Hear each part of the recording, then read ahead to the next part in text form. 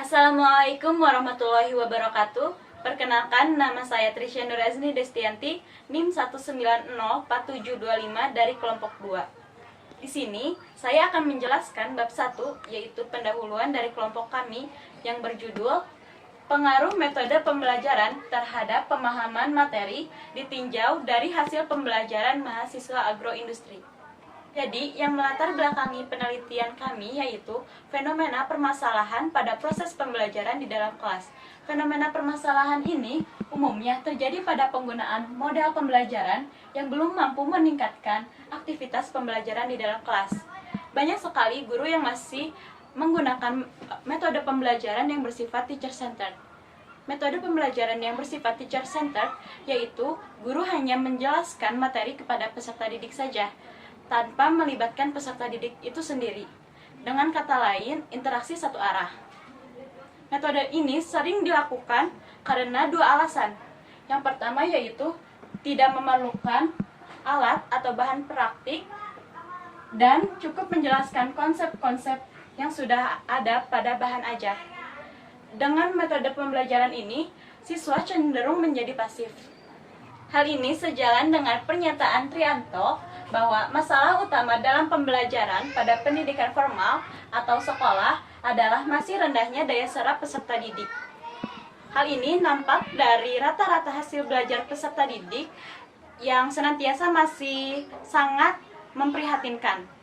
Prestasi ini tentunya merupakan hasil kondisi pembelajaran yang masih bersifat konvensional atau belum menyentuh ranah dimensi peserta didik itu sendiri.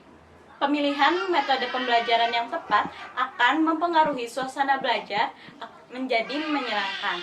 Hal ini sejalan dengan yang dinyatakan oleh Jamara bahwa penggunaan metode mengajar yang bervariasi dapat menggairahkan belajar peserta didik.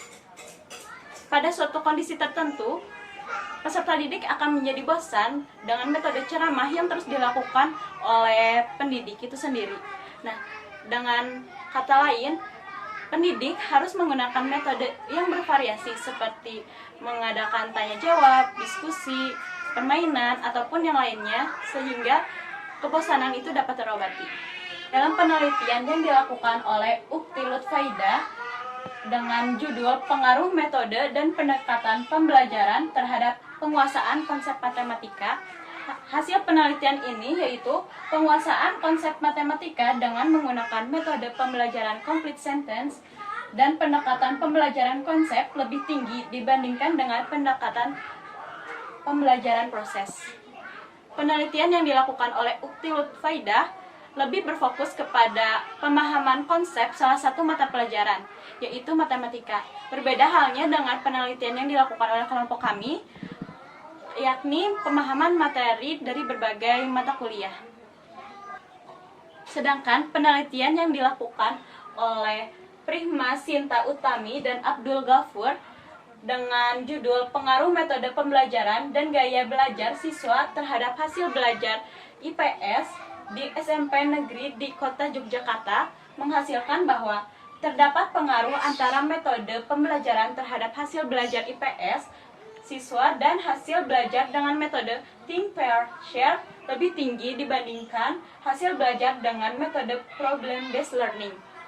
Berbeda dengan penelitian yang kami lakukan, kami membandingkan berbagai macam metode pembelajaran terhadap pemahaman materi, sedangkan penelitian yang dilakukan oleh Prima Sinta Utami dan Abdul Ghafur hanya membandingkan dua metode pembelajaran terhadap metode pembelajaran terhadap hasil belajar.